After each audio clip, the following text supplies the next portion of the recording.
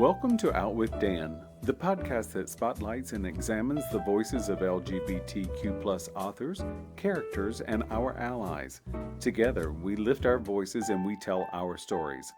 I'm Dan White. Join me as I chat with this week's author.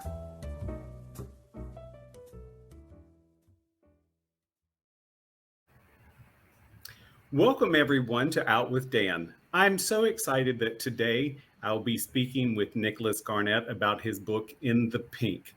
Welcome, Nick. Well, hello, and thank you so much for having me here. I'm very excited. This book was so magnificent. It talked about so many things that I knew about, a lot of things I didn't know about, but especially a lot of places that you and I both been to. Give us a little bit of a rundown of what In the Pink is. So it's a memoir that takes place primarily pretty much the entire decade of the 90s. And at the time I was living in Washington, D.C., obviously, I was considerably younger than I am now. I was, I think it starts when I'm 32 or so. And I'm feeling a little bit lost in my life, not knowing exactly what's coming next, playing drums in a top 40 band and burned out on the corporate scene. I knew that world wasn't for me anymore. And then one night I go and I have what I think is going to be sort of a catch-up drink with an old work colleague of mine, a woman named Rachel. And my world kind of explodes.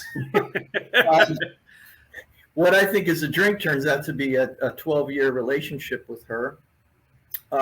Through her, I met her friends who were almost exclusively gay men. And she had been, from the time she was a teenager, her first friend, her first lover, really was a man that would come out later. But she used to run to the gay clubs as a teenager, and she was, I don't know if this is politically correct anymore, but my wife was the ultimate fag hag. She was much more comfortable in the company of gay men than she was in most straight men. The reason she gave me, and I come to see this over the course of the book, is that she always maintained that most straight men do not really care for women. And that if it weren't for sex, most of them would have nothing to do with them. Whereas, and my mother, I have to say, when I was growing up and after my mother was divorced, and she was disillusioned with her romantic kind of partners, her best friends became gay men. So I was used to being in the company of gay men. So when Rachel introduced me to her friends, who were kind of, like on the verge maybe of A-list, in Washington, D.C., I was just blown away by it. I came down with what I call genvy, gay envy. In other words, I wanted they were everything I wasn't at the time. Confident, successful, ambitious, and so was Rachel. And like I said, it blew my world wide open. And that was early 90s, which was really sort of the ramp up period for the circuit party scene. And we were introduced to that, came down to Miami Beach in late 1991.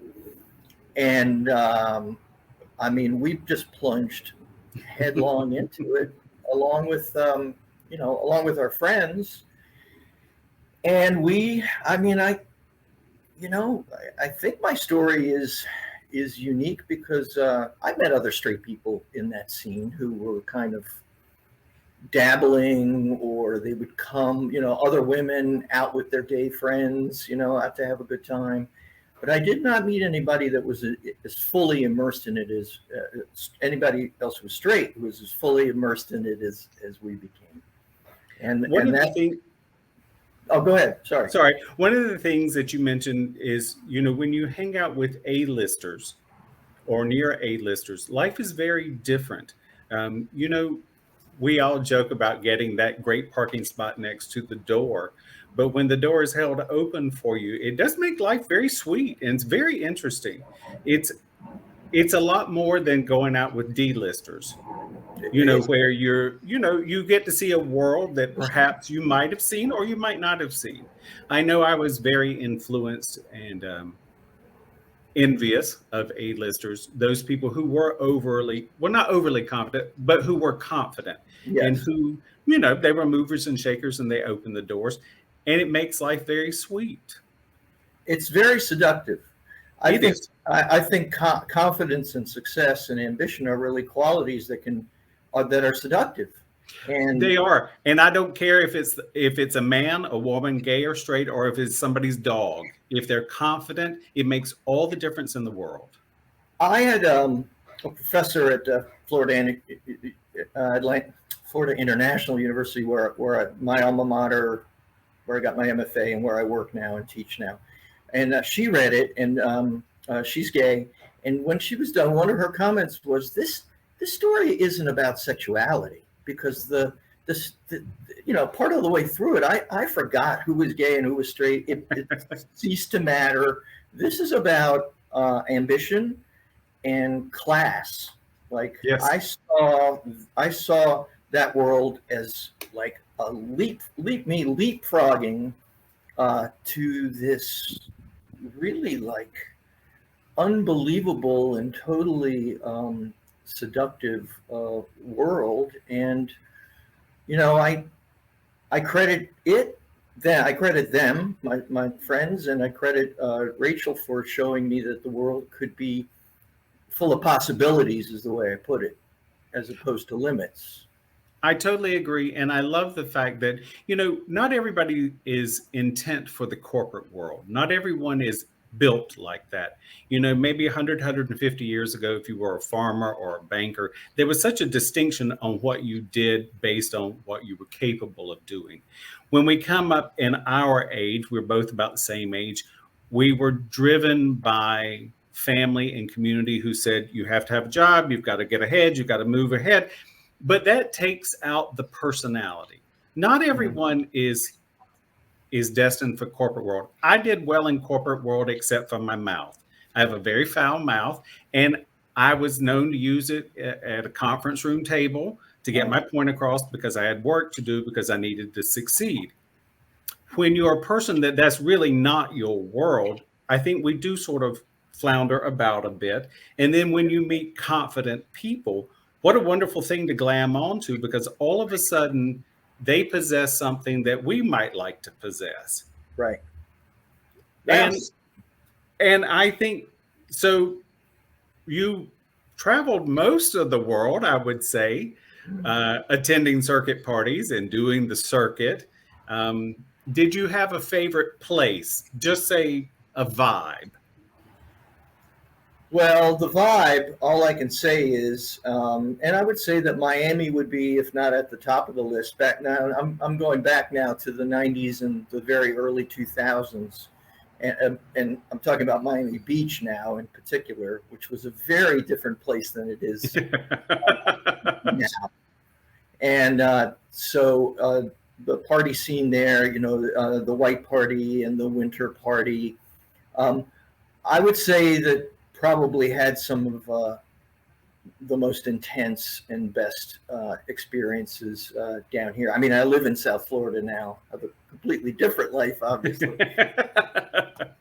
But One of the no, I was just going to say that when that scene was working, when it was all working, there really kind of wasn't like anything like it.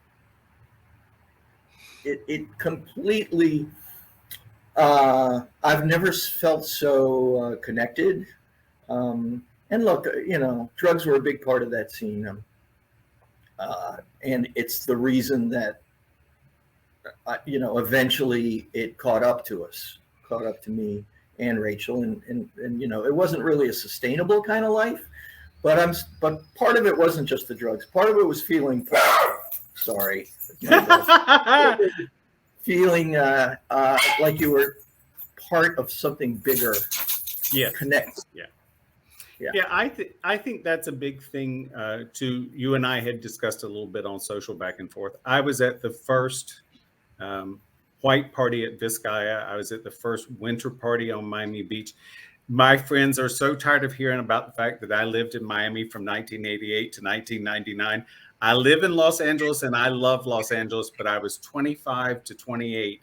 Doesn't get much sweeter than to be in Miami during those years. So there was a lot of party. And for anyone who doesn't quite understand what the gay circuit party is, a lot of them were created as an answer maybe to AIDS. A lot of Yeah. people were becoming HIV positive or had AIDS. We had a lot of friends who died. And a lot of people said, well, if I'm going out, I'm going to at least have a good time. It's a very noble cause. There was millions of dollars raised for AIDS research. There were all the right intents, and there was a lot of party. And I don't believe in looking back with negativity. Life was what it was. We had a good time. Some people had a better time. Some people chose to sit home and not have a good time at all. And that's one's choosing. But it's nice to, I'm going to say this and very nicely, we're still here. So that's a good thing. I like that. We're still here. And, I pointed out in the intro to In the Pink, the memoir, I point out that, yes, I mean, the big irony is that, these events sort of began, many of them as fundraisers, and did a lot of good, raised, like you said, millions of dollars. And they also contributed, especially later on, as the parties sort of became their own parties for partying's sake. Yes. That created a lot of irresponsible behavior, which actually fed. Yes, it harmed some people, and it also fed in. If we talked earlier about confidence, I've known a lot of people who worked parties, whether it was a circuit party or whatever, and it was to hide the fact they had no confidence. So they got Yes. into a scene and they tried to overachieve. That has its own ramifications. There again, no judgment. It's just the things that you see in life. So will you do me a favor and tell me what the dedication of the book says? Because I love it and I want you to share it. Well, it's very short. It's one sentence. It says, "To all the queens, especially you, Mom." I love that. I love that. And I sort of felt like you were dedicating it to me and your mom and other people. So I'm very thankful for that. So that's a good thing. She would have been she would have been proud to have been lumped in with. I always said that my mother, I think a little part of me, because she and Rachel, my ex-wife, depicted in the book, never really got along. There was always a distance, and that was Rachel giving a sort of an emotional kind of stiff arm to her. And I always said my mother would have been so happy if I had been just a devoted gay son. Oh, that's a good thing. So you had I'm going to tell a little bit. So at 50, you sort of changed streams and you went back to college, and you have a graduate degree. Is that right, Nick? Yes, I went back and I got my Master's of Fine Arts in creative writing. And so I Googled your alma mater, FIU. My goodness, is it huge now? I mean, it is enormous. I mean, it was a nice school when I lived there, but I mean, this is, what was it, second largest in the state and fifth in the country? I mean, it's ridiculous compared to what it was when I was there. So that's amazing. It's grown by leaps and bounds. And the creative writing department is still a relatively small program that's embedded in there. And, the faculty has been there for most of them for a long, long time. And some very good, prominent writers have come out of that program. So I'm proud. When I decided that I was going to get serious about writing, I resisted at 50 going back to school. I hadn't been a student for more than 25 years. Right. It's unique in the fact that it's like, oh wow, I remember that, but that was a minute ago. Yeah, yeah, a whole bunch of minutes ago. So anyway, the memoir became my thesis. That became my Okay. master's thesis, and much revised since then. Had a different title, but yeah, it took from the time I graduated in the MFA and an agent first, literary agent first took an interest in it while I was still in the program, shopped it around, couldn't find anybody to take it on. Nobody could exactly figure out where a story like this belongs, like in a marketing kind of way. And it took 11 years for it to get published. Yeah. Oh wow. Wow. You must have patience as well, Nick. I like that. Well, I can't, people say, oh, wow, you stuck it out and persevered. Well, the two things were, first of all, I had pretty much tried doing everything else for vocation, and I felt like I didn't have anything else to go back to. And secondly, I put this aside. I wrote a novel, and I was in the process of trying to find an agent for the novel, when out of the blue this got published. I love it. I absolutely love it. And I understand you had a launch party at Books and Books, and were you in Coral Gables the other night? Yes, it was this past Saturday, and it was literally a dream. Like very few times in my life have I dreamed of something and then the actual thing has actually lived up to Manifested itself. In this case, it was so far beyond my expectations. All the faculty was there, friends, people I hadn't seen in 20 years, people that were from this life, from the book. Oh, wow. Came out. Yeah. Some of them. So it was a dream. Yeah. That is so wonderful. And I love Books and Books, and we'll give them a little shout out again, because I remember when I lived in Miami, they were a mainstay in Coral Gables. And then they had a place on Miami Beach and a few other locations. Yeah. Just so wonderful for local writers and writers in general, but local writers. I saw quite a few people there over the years, and they were always so supportive. And that makes all the difference. And of course, I'm thrilled to death that it was there, only because it's yet another connection that I know. So I love that. Yeah, it's Mitch Kaplan is the owner, and it's one of the most successful independent bookstores. It rose up to the challenge of Amazon that put a lot of independent bookstores under, and it was doing. He had has 8 locations, and then COVID hit, and you can imagine how difficult that was for him.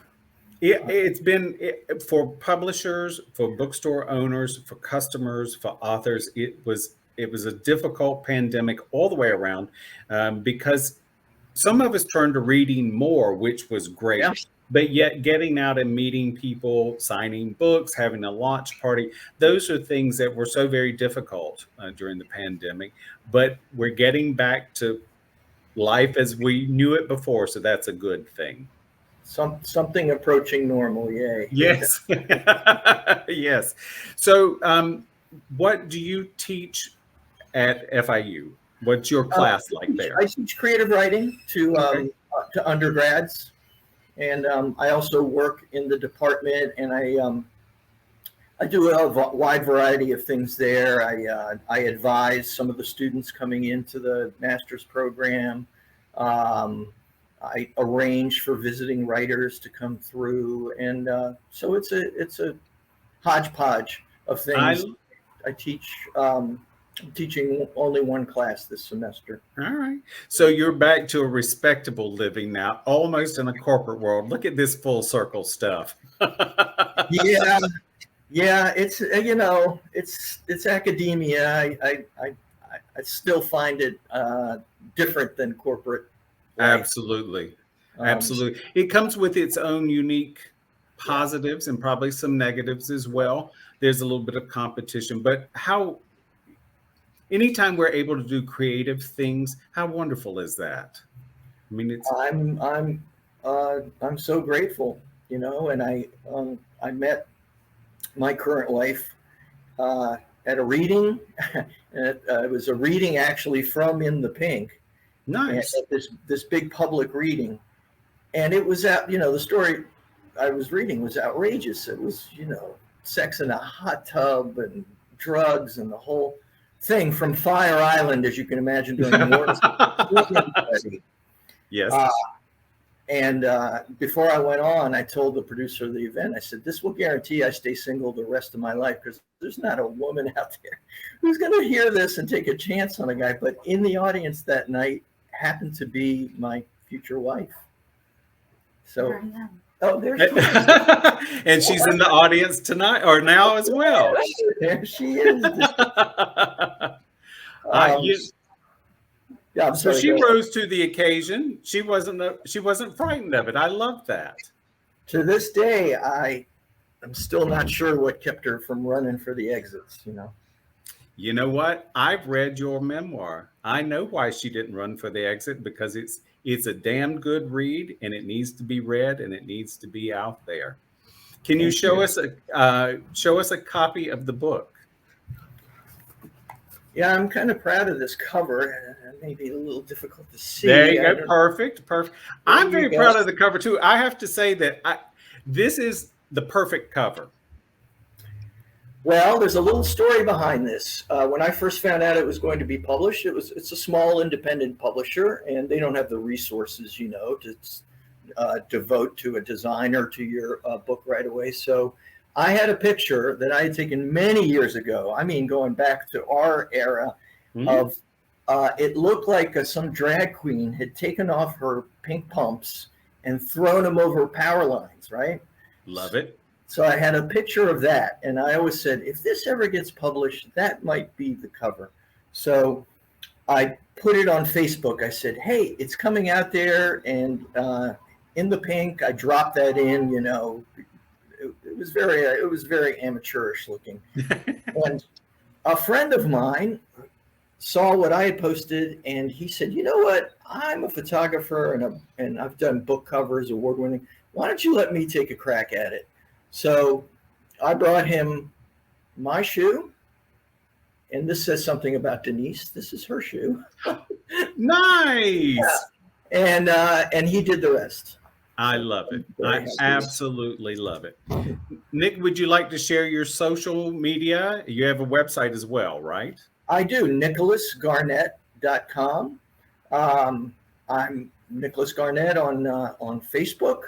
I'm Writer Stuff Nick on Instagram, and I am the same name, Writer Stuff Nick on Twitter. Fantastic. This has been such an honor. I really appreciate you taking time to hang out with me and discuss your book. In the Pink is magnificent. It's an unapologetic truth of Nicholas Garnett, and it's a book it's not a judgy book. It's not I'm sorry for my past, I'm proud of my past. It's a book that simply tells your past, where you are now, and I just think it's magnificent, Nick. Congratulations. Thank you so much. And the fact that you said that about it is so gratifying, because I really was trying to write something that did not point the finger at anybody, except with the possibility of me. And I think you did that. And I think you also had a loving examination of yourself, which I think it's very adult. It's also not easy to do. I think it's very easy to romanticize the past or to feel one emotion or another, but I really feel like you put it on the table, and you brought us a story that's interesting, compelling. It's a side of life that not everyone gets to see, and I thought it was wonderful. Thank you. Well, thank you. I'm so appreciative of that, Dan. And I have a feeling that you and I could probably talk for hours. Yes, there were places that you ate, bars that you went to in this world that I'm like, I was right there. It's just amazing. Anybody who lived during our time, it's a must read. So, it's a must read for anybody. So thank you, Nick. If you'll hang on, I'll be right back. Sure thing. Thanks, Dan. Sure. Thank you for joining us on Out with Dan, and see you soon. Bye. Thank you for joining me for this week's episode of Out with Dan. You can find more information about this podcast and its host at outwithdan.com, on Twitter at outwithdan, and on Instagram and Facebook at GoOutWithDan. This podcast is hosted by Authors on the Air Global Radio Network, and the theme music is provided by bensound.com. Join us again soon for the next episode of Out with Dan.